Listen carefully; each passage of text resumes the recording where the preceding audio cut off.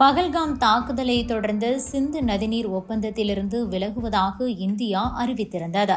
இதனை சற்றும் எதிர்பார்க்காத பாகிஸ்தான் கடந்த 9 மாதங்களாகவே எதை தின்றால் பித்தம் தெளியும் என்ற ரேஞ்சுக்கு ஏதேதோ செய்து கொண்டிருக்கிறது. இந்த விவகாரத்தில் இந்தியாவின் நடவடிக்கை பாகிஸ்தானை எப்படி மொத்தமாக காலி செய்துள்ளது என்பது குறித்து நாம் இப்போது விரிவாக பார்க்கலாம். காஷ்மீரின் பகல்காமில் கடந்த ஏப்ரல் மாதம் தீவிரவாதிகள் நடத்திய தாக்குதலில் 26 அப்பாவி மக்கள் உயிரிழந்தனர். இந்த தாக்குதலை தொடர்ந்து அதிரடி நடவடிக்கையாக சிந்து நதிநீர் ஒப்பந்தத்தை இந்தியா நிறுத்தி வைத்தது.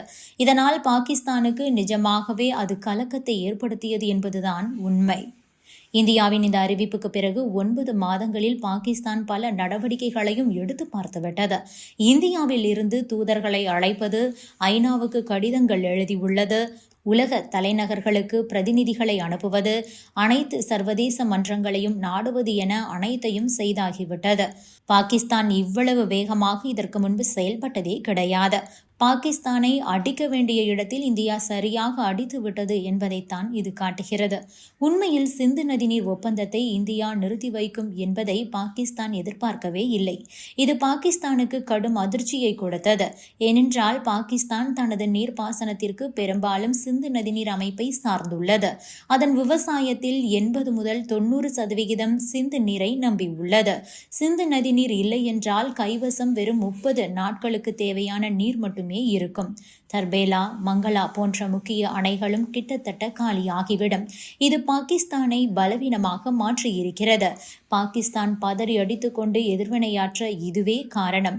இந்தியாவின் இந்த அறிவிப்பு வந்த சில நாட்களிலேயே பாகிஸ்தான் தேசிய பாதுகாப்பு குழு தண்ணீரை முக்கிய தேசிய நலன் என அறிவித்தது. மேலும் சிந்து நீருக்கு இடையூறு செய்தால் அது போர் நடவடிக்கையாக கருதப்படும் என எச்சரித்தது. பாகிஸ்தான் நாடாளுமன்றமும் இது குறித்து எச்சரித்தது. பாகிஸ்தானில் உள்ள இந்திய தூதருக்கு சம்மனும் அனுப்பப்பட்டிருந்தது. மேலும் இது ஏதோ சர்வதேச பிரச்சினை போலவும் பாகிஸ்தானுக்கு இந்தியா துரோகம் இழைத்துவிட்டது என்பதைப் போலவும் ஒரு இமேஜை கட்டமைத்து பிரச்சாரத்தையும் பாகிஸ்தான் தொடங்கியது. ஐநா பாதுகாப்பு சபை, ஐநா பொதுச்சபை, இஸ்லாமிய ஒத்துழைப்பு அமைப்பு, ஷாங்காய் ஒத்துழைப்பு அமைப்பு, உலக வங்கி என எந்த மன்றத்தையும் பாகிஸ்தான் விட்டு வைக்கவில்லை. எல்லாவற்றிற்கும் இந்த விவகாரத்தை எடுத்து சென்றது. இது ஒரு பேரழிவு என்றும் 240 மில்லியன் உயிர்கள் ஆபத்தில் தள்ளப்படும் என்றும் கூறியது. அதே நேரம் இங்கு நாம் இன்னொரு விஷயத்தையும் குறிப்பிட வேண்டும். இந்தியா எந்த ஒரு இடத்திலும் பாகிஸ்தானுக்கு போகும் நீரை வேண்டும் என்று தடுத்ததே கிடையாது. பலமுறை எச்சரித்தும் பாகிஸ்தான் தொடர்ந்து தீவிரவாதிகளுக்கு ஆதரவளித்தது. இதன் விளைவாகவே பகல்காமில் 26 அப்பாவி மக்கள் உயிரிழந்தனர். இரத்தமும் நீரும் ஒன்றாக பாய முடியாது என்பதன் அடிப்படையிலேயே பாகிஸ்தானுக்கு போகும் நீரை இந்தியா நிறுத்தியது. இது போன்ற பிரச்சாரம் ஒரு பக்கம் இருக்க, சர்வதேச நீதிமன்றத்திலும் இது தொடர்பான வழக்கு போடப்பட்டது. இந்தியாவின் முடிவை வாபஸ் பெற வைத்து ஒப்பந்தத்தை மீண்டும் பழையபடி செயல்படுத்த வைப்பதே பாகிஸ்தானின் நோக்கம். தீவிரவாதத்திற்கு எதிராக நடவடிக்கை எடுக்காமலேயே தண்ணீர் மட்டும் வேண்டும் என கேட்கிறது பாகிஸ்தான். இது இந்த விவகாரத்தில் முக்கிய முரண்பாடு. இந்தியா எந்த ஒரு இடத்திலும் இந்த ஒப்பந்தத்தை முழுமையாக ரத்து செய்வதாக அறிவிக்கவே இல்லை. தீவிரவாதத்திற்கு எதிராக பாகிஸ்தான் நடவடிக்கை எடுக்கும் வரை தற்காலிகமாக நிறுத்தி வைப்பதாக மட்டுமே இந்தியா அறிவித்திருந்தது. இந்த கோரிக்கையும் கூட திடீரென எழுந்தது கிடையாது. 1993ஆம் ஆண்டு மும்பை குண்டுவெடிப்புகள் முதல் மும்பை தாக்குதல், பத்தான்கோட், புல்வாமா என ஒவ்வொரு முறையும் தாக்குதல் நடக்கும்போது இந்த கோரிக்கை எழும். இந்த முறைதான் கடுமையான நடவடிக்கையை இந்தியா எடுத்துள்ளது.